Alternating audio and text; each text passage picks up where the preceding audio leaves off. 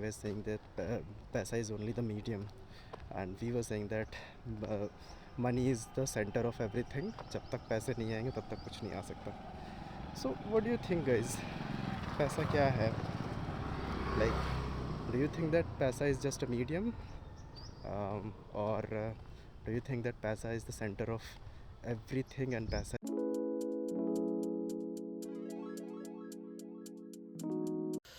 So good morning guys, it's Thursday और आज हमारा है वीक का दूसरा पुश डे. और इस पुश डे पे मैं चेस्ट पे थोड़ा कम फोकस रखूँगा और शोल्डर्स पे सबसे ज़्यादा मैक्स ध्यान रख दूँगा. सो देखते हैं चेस्ट के 1 या 2 वर्कआउट, उसके बाद शोल्डर्स का पूरा सेट कंप्लीट करना है, सारा वर्कआउट.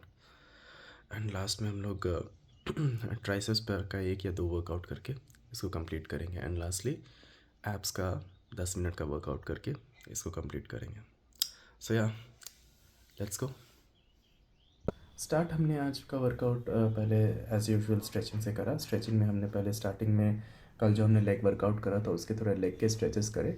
और उसके बाद चूँकि आज हमारा पुश डे था तो हमने डायनामिक स्ट्रेचिंग करने के बाद हमारा वार्म अप करा पुशअप से, जिसमें हमने टोटल 55, ट्राई तो मेरा 60 का था बट हमने 55 पुशअप्स लगाए टोटल 3 सेट्स के अंदर. First was 25 and then 15 and then last का जितना भी रिमेनिंग बचता है वो टोटल पुशअप्स था हमारा. और लास्ट ये जो मैं यहाँ पे वीडियो दिखा रहा हूँ ये हमारा लास्ट सेट है जो हमने कंप्लीट किया था. और इसके बाद भी हमने थोड़े से 3-4 एक्स्ट्रा पुशअप्स मारे. डायनामिक स्ट्रेचिंग और वार्म अप पुशअप्स कंप्लीट करने के बाद हम सीधा सीधा चेस्ट पे गए और चेस्ट पे हमने इंक्लाइन बेंच प्रेस लगाया. इंक्लाइन बेंच प्रेस के हमने 4 सेट्स किए और ये जो आप देख रहे हैं यहाँ पे हमारा फाइनल सेट है जो हमारे ट्रेनर भैया थोड़ा हेल्प कर रहे थे मुझे इसको होल्ड करने में. ये एक्चुअली मुझे बता रहे हैं कि किस तरीके से डंबल्स को पकड़ना चाहिए, क्योंकि मेरा जो रिस्ट है वो थोड़ा वीक है तो मैं हमेशा डंबल्स मेरे थोड़े आउटर की तरफ रह जाते हैं. तो वो बता रहे थे इससे डंबल्स का जो बैलेंस है वो बिगड़ सकता है और डंबल्स बाहर गिर सकते हैं और इंजरी भी हो सकती है. तो किस तरीके से या तो उसको सेंटर में रखो या फिर उसको थोड़ा इंक्लाइन अंदर की तरफ रखो रिस्ट को, ताकि वो सेंटर थोड़ा ज़्यादा कंट्रोल्ड रहे और अच्छे से वो बाहर की तरफ डंबल्स ना जाए. तो ये मुझे ये बात समझा रहे थे. और लास्ट के 2-4 सेट्स में 2-4 रेप्स में मैं थक रहा था, कंप्लीट नहीं कर पा रहा था, तो उन्होंने थोड़ा सा हेल्प करा और इस तरीके से हमने अपना पूरा का पूरा इंक्लाइंट का फाइनल सेट कंप्लीट करा. ये जो मैं डंबल्स लेके कर रहा हूँ ये 20 kgs के डंबल्स हैं और ये हमारा फाइनल सेट था. नीचे ला के अंदर क्लोज करके ऐसे रखो पहले, फिर नीचे गिरा दो. यहाँ मत रखना, यहाँ पड़ेगा. चेस्ट कंप्लीट होने के बाद हम सीधा शोल्डर पे गए. जैसा हमने बताया था कि शोल्डर्स, आज मेरा फोकस शोल्डर्स पे ज़्यादा रहेगा, तो शोल्डर्स पे हमने फ्रंट और लैटरल रेजेस के 3-3 सेट्स करे. ये जो आप सेट देख रहे हो ये मेरा फाइनल सेट है और मैं इस पर ज़्यादा डंबल्स ले नहीं पाता हूँ, ज़्यादा हैवी डंबल्स नहीं ले पाता हूँ, बिकॉज फिर वेस्ट का मूवमेंट ज़्यादा होने लगता है और फिर लोअर बैक में इश्यूज़ होने लगते हैं. तो यहाँ मैं जब वेस्ट में जो वेट लेकर रखा हूँ वो 7.5 kg का है और इस पे फाइनल है और इसमें मैं काफ़ी स्ट्रेच करने की कोशिश करता हूँ यहाँ पे.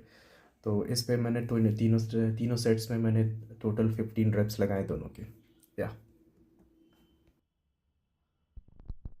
शोल्डर्स के फ्रंट और लैटरल रेज कंप्लीट होने के बाद सीधा क्विकली हम शोल्डर प्रेस पे गए. और यहाँ पे आप देख सकते हैं कि डिस्कशन स्टार्ट हो चुकी है. ये क्या डिस्कशन था ये हम लोग बाद में डिस्कस करेंगे.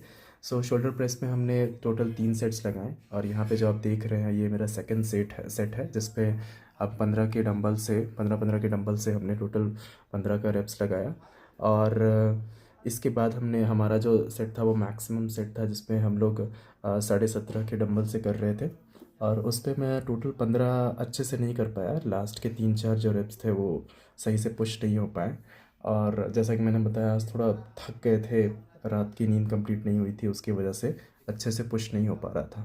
बट या ये जो सेकंड सेट आप देख रहे हैं ये काफ़ी अच्छे से हमारा कंप्लीट हुआ था. हाय गाइस, आज तो हमने सोचा था कि फर्स्ट डे करेंगे चेस्ट एंड शोल्डर्स, बट आज तो कुछ हो नहीं पाया. पता नहीं जिम काफ़ी आज डल सा था और नींद अच्छे से नहीं होने के कारण मैं भी थोड़ा पुश नहीं कर पा रहा था.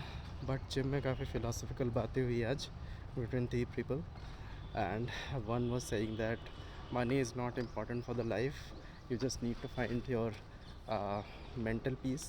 And me and my trainer was saying that money is money gives actually the prime mental peace. So it was so much philosophical कि क्या ज़रूरत है, एंड अल्टीमेटली बातें आ गई लाइफ के बेसिक नीड्स पे, लाइक फैमिली एंड फूड, रोटी कपड़ा मकान के लिए पैसों की ज़रूरत है and all. And the other guy was saying that पैसा is only the medium, and we were saying that money is the centre of everything. जब तक पैसे नहीं आएंगे तब तक कुछ नहीं आ सकता. सो what do you think guys, पैसा क्या है? Like, do you think that paisa is just a medium, or do you think that paisa is the center of everything and paisa is the only thing that we wish to gain in whole life? वो बात बोल रहा था कि अगर आपको 1 करोड़ रुपए दे दिया जाए तो क्या आप सस्टेन कर पाओगे? तो वो बोल रहा था मैं सस्टेन कर पाऊँगा, लेकिन मेरा सवाल था कि हाउ डू यू डिसाइड कि बेसिक मनी कितना चाहिए? हाउ डू यू डिसाइड कि मेंटल पीस किसके बाद आ जाएगा? वो बोल रहा था एक सर्टेन अमाउंट तक पैसा कमा लो, उसके बाद मेंटल पीस आ जाएगा. बट वो सर्टेन अमाउंट कितना है वो कैसे पता चलेगा? वो सर्टेन अमाउंट कितना है वो कैसे डिसाइड करेंगे, वो कैसे कैलकुलेट करेंगे? बोल रहा था रोटी कपड़ा मकान तक ले लो, सब चल जाएगा. बट वो रोटी मकान कपड़ा मकान की वैल्यू कैसे डिसाइड करेंगे? और रोटी कपड़ा मकान वो कैसे आएगा? पैसे से ही आएगा. तो अल्टीमेटली हमारी चीज़ें ये हो जाती है कि पैसा सबसे ज़्यादा इम्पॉर्टेंट होता है. हम लोग ये कह रहे थे कि जो सर्कल है, सर्कल ऑफ लाइफ के बीच में पैसा खड़ा है, और वो बोल रहा था कि सर्कल ऑफ लाइफ के बीच में पैसा नहीं है. पैसा सिर्फ एक प्रोडक्ट है जिसको हम लोग यूज़ करते हैं ऐसे करके. और हम लोग कह रहे थे पैसा बिल्कुल एक प्रोडक्ट है और हम लोग उसको यूज़ करते हैं, बट बिना पैसे के कुछ हो नहीं सकता. इसीलिए पैसा सबसे ज़्यादा इम्पॉर्टेंट है. सो आई डोंट नो क्या होगा, क्या है. मुझे तो लगता है कि भाई पैसा कमाना बहुत इम्पोर्टेंट है और उसके बिना और कुछ हो ही नहीं सकता. सो पैसा is the centre of attraction, centre of our life. So what do you think? Let's see. कुछ कमेंट सेक्शन में अगर आप लोगों को लगता है, अगर आप इतना देख पाते हो तो कमेंट सेक्शन में क्या बातें करते हो. लेट्स सी क्या डिस्कशन निकल कर आती है. ओके, चलो गाइस, इसी तरीके से 1.8 किलोमीटर वॉक करके हम लोग वापस घर चलते हैं. घर जाके अपना मील लेते हैं और फिर काम स्टार्ट करते हैं. आज भी कुछ असाइनमेंट्स है, डेडलाइंस है, कंप्लीट करने हैं. बट आज थोड़ा लेज़ी है.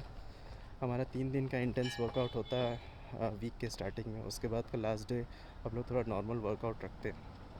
तो आज हमारा नॉर्मल वर्कआउट था, काफ़ी ही लेज़ी वर्कआउट था, बट डिस्कशन काफ़ी इंटेंस एंड इम्पोर्टेंट था. चलो, सी यू.